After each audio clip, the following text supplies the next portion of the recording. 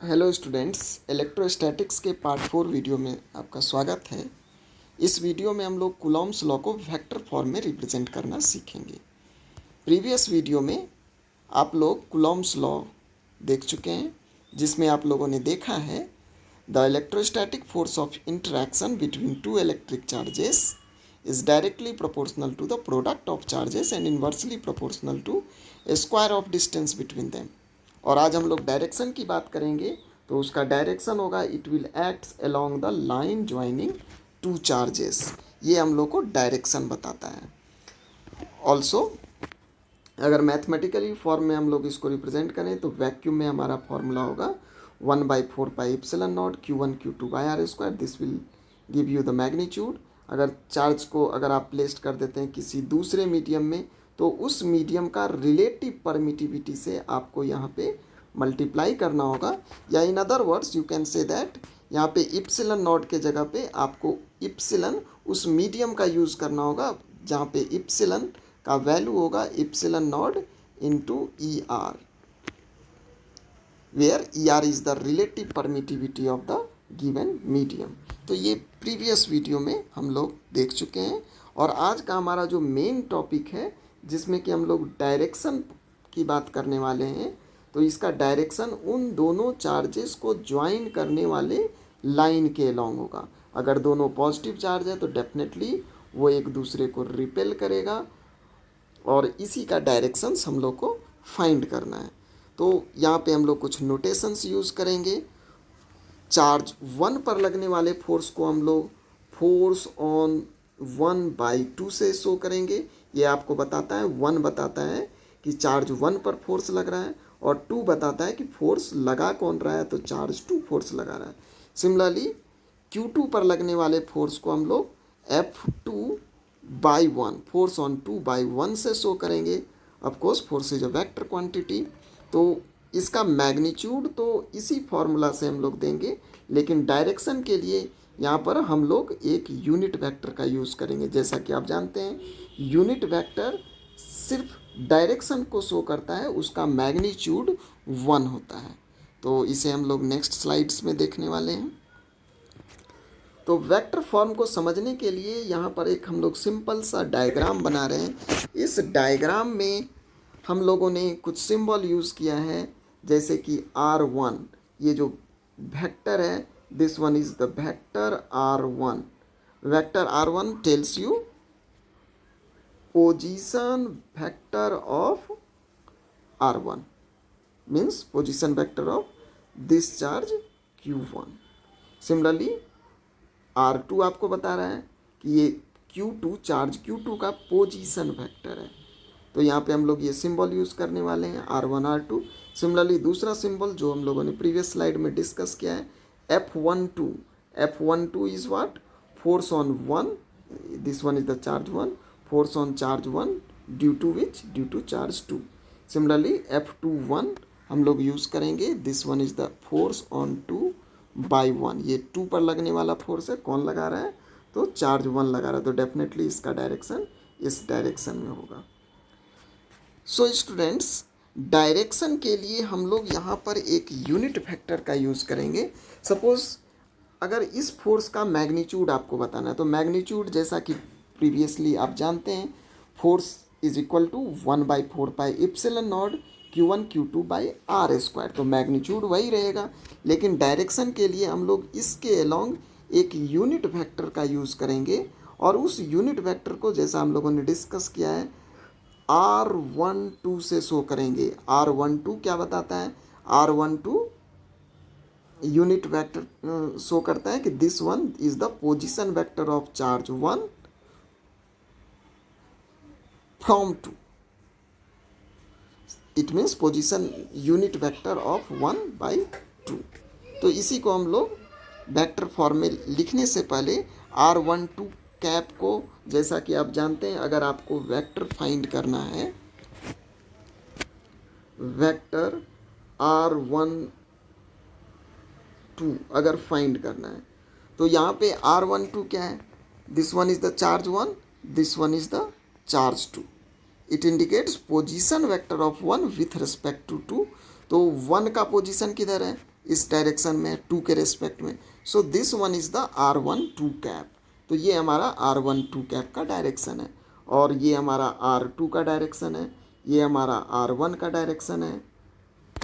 तो triangle law जब आप अप्लाई करेंगे तो ट्रायंगल लॉ से आप कह सकते हैं कि this vector plus this vector will give this one, that is vector R2 plus vector R12 is equal to vector R1.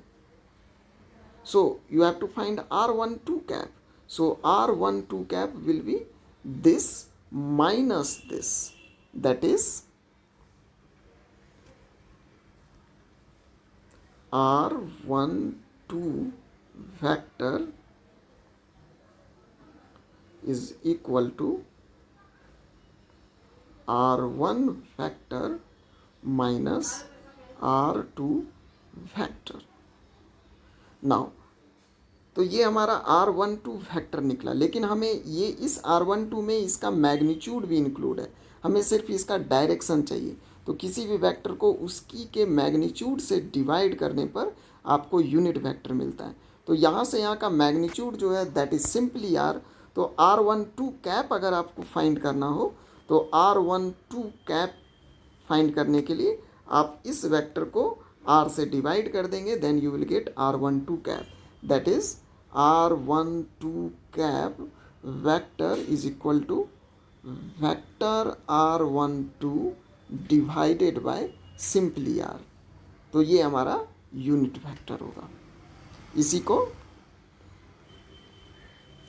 अगर हम लोग शो करें मैथमेटिकली, देन मैथमेटिकली F12, तो स्टूडेंट्स यहाँ पे आप ध्यान देंगे कि इसके ऊपर मैंने वेक्टर का भी साइन दिया है, मीन्स इसका मैग्नीट्यूड और डायरेक्शन दोनों को आपको इंक्लूड करना है। तो ये टर्म हमारे लिए मैग्नीट्यूड है, और इसके बाद जो नेक्स्ट टर्म है R12 कैप, ये यूनिट वेक्टर है जो फोर्स ऑन 1/2 का डायरेक्शन को शो कर रहा है। और R12 कैप, जैसा कि हम लोगों ने डिस्कस किया, R12 कैप इसको आप लिख सकते हैं vector R12 divided bye modulus of this vector, that is simply R। तो जब इसे आप प्लेस कर देंगे, तो इसे प्लेस करने के बाद यू विल गेट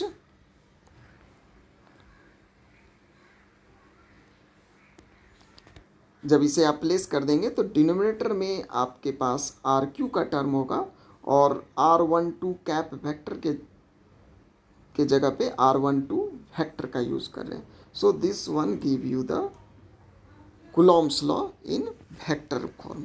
और previously we have also find that R12 cap is equal to vector R1 minus R2, और इसको इसी के मैग्नीट्यूड से डिवाइड करना है, that is R1 minus R2 इसका मैग्नीट्यूड और उसी का whole Q, that is this one.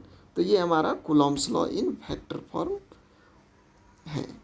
Similarly यहाँ पे हम लोगों ने फाइंड किया फोर्स ऑन 1/2।